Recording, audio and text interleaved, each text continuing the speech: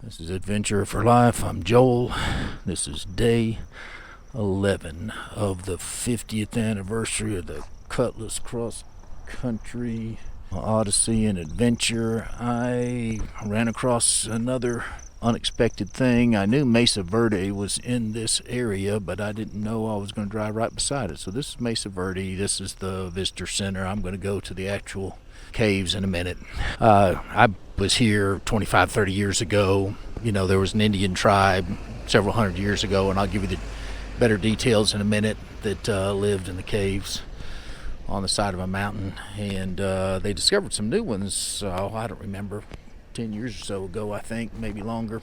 Beautiful drive so far this morning out of Durango. I climbed for a long time, probably at around 7,000 feet right now. There's some snow-capped mountains in the distance. There's some kind of, sculpture or something like that.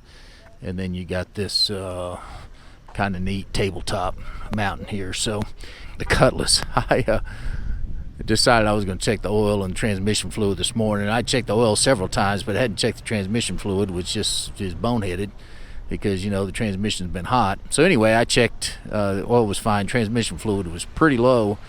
So I went and bought some, filled it up, and we'll see. I'll check it again tomorrow and the next day, whatnot, and see how that goes. Hopefully that'll help with what I've been dealing with the transmission being hot.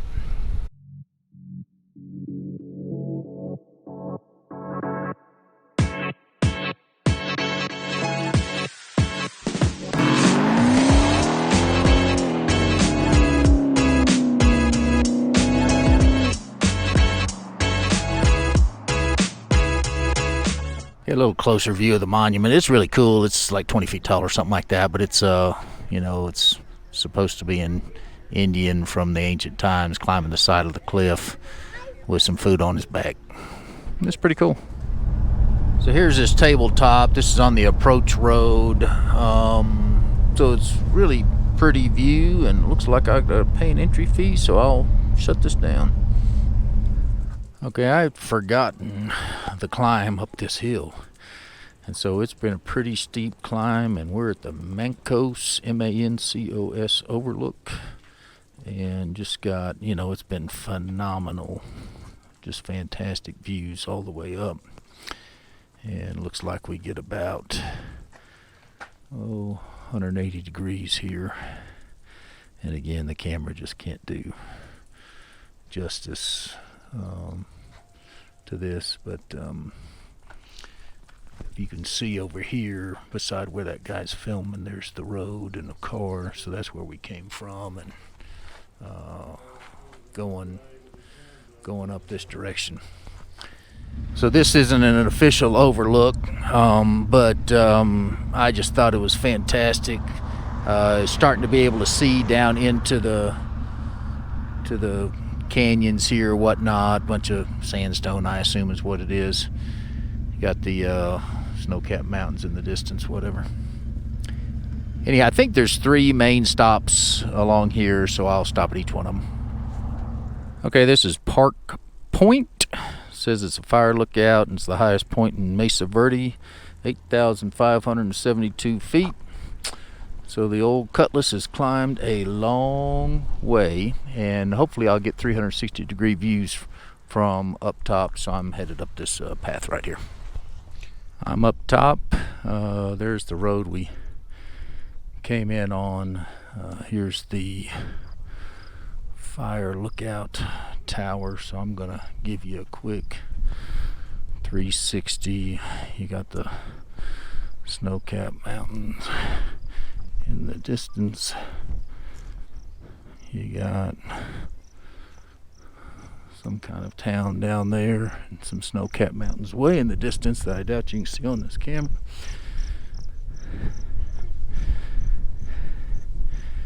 And the continuing 360 degrees. And now we're back to where we started here. So really cool place. I'm going to go to some of these points that they have, and see if I get a little bit better view from there. If it's really great, I'll video that. So those views weren't much different, so I didn't video anything, but I'm videoing this just because I'm going to shut up for a second and see if you can hear this clicking.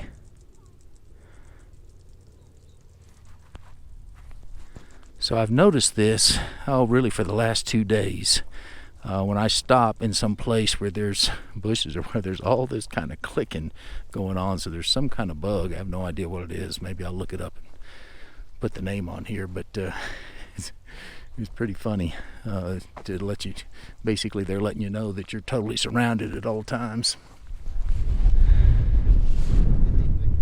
Okay, this is the Cliff Palace, and I'm almost sure that I got here a different way than I came this time, but anyway, that doesn't have anything to do with anything. That is it. I haven't seen a name that they've ascribed to this Native American tribe.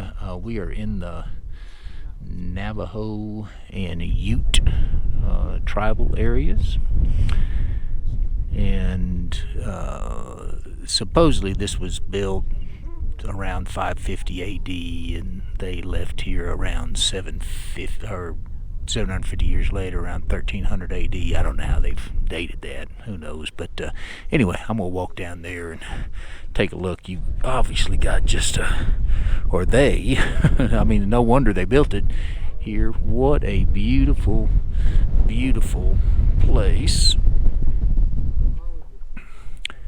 And you can see down the canyon, not as well this way, but anyhow, just absolutely fabulous place to come to. Again, I was thinking about skipping this because I'd been here before, but you know, I went ahead and took the time because I had some extra time today, and boy, I'm glad I did, because this is just amazing. It is fantastic. Not just the thinking about these people living here, but really just the views around. In fact, if you go, I don't know if you can tell, but you can actually see where the canyon opens up down there. There's a little sliver.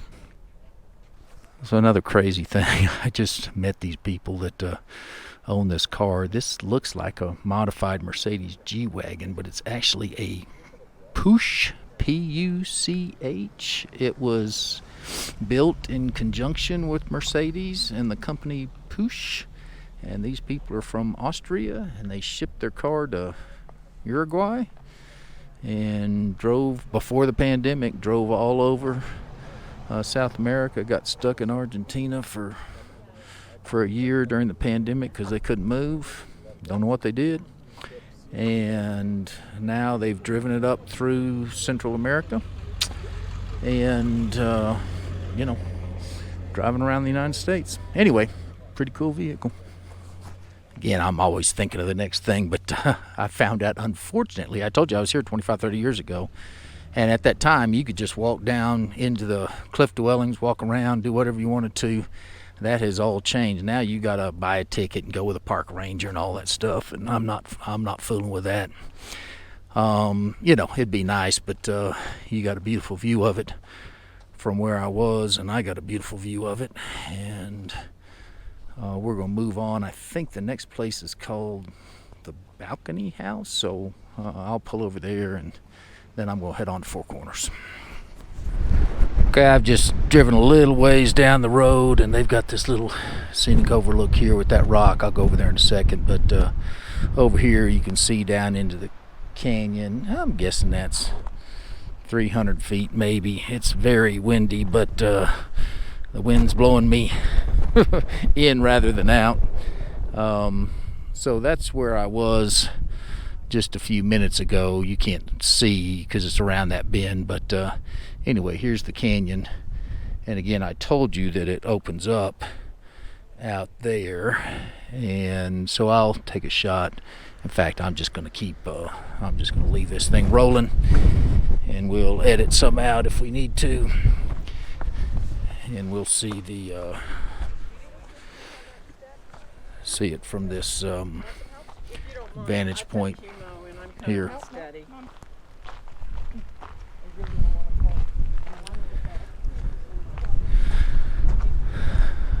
Okay.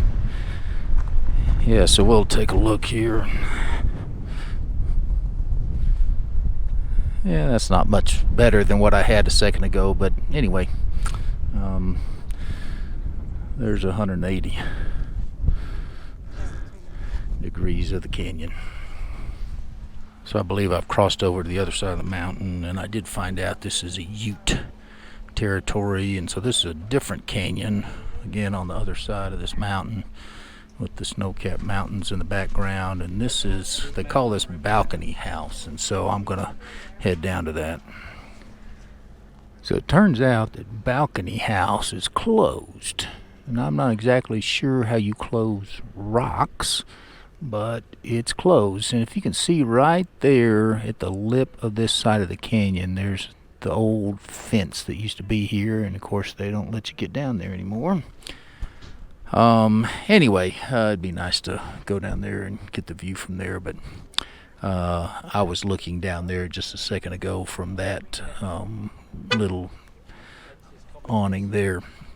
Anyway, no Balcony House. I think this is it, and I'm headed to Four Corners. We'll see you in a minute. They're calling this Navajo Canyon, and I finally saw somewhere where they kind of named these people, although they didn't really name them. They just called them Pueblo people because they live in pueblos, I reckon. Anyway, another canyon. Awesome. You know, the sign here is just talking about what a beautiful place they had to live, and I'm not exactly sure how they fed themselves and whatnot, but obviously somehow they did. Not long after I was here, again 25 or 30 years ago, I read an article about some farmer rancher that owned part of this property and was out here riding on horseback, I guess, and discovered a new area, which was amazing because people had been all over this, of cliff dwellings. And so there, I think that's what this is. There's one, if you can see, 80 feet down from the top, there are some structures there. So someone was living there, and then underneath that lip of the cave, way over there, there's another very intricate structure. And supposedly there's 8 different locations in here. Well, there's another one right there, so I'll head over there and get a better view of it. But you know, it's kind of a small crack there that you can see there. Oh, but there's some more underneath it. So okay, yeah, so there's, like I said, there's supposedly 8 different locations here, and so there's another one very intricate. You see the above in the little, I'll call it sliver crack, and then below it is another pretty intricate section there. So anyway, not just the dwellings themselves, but this area is really, really gorgeous and cool to look at.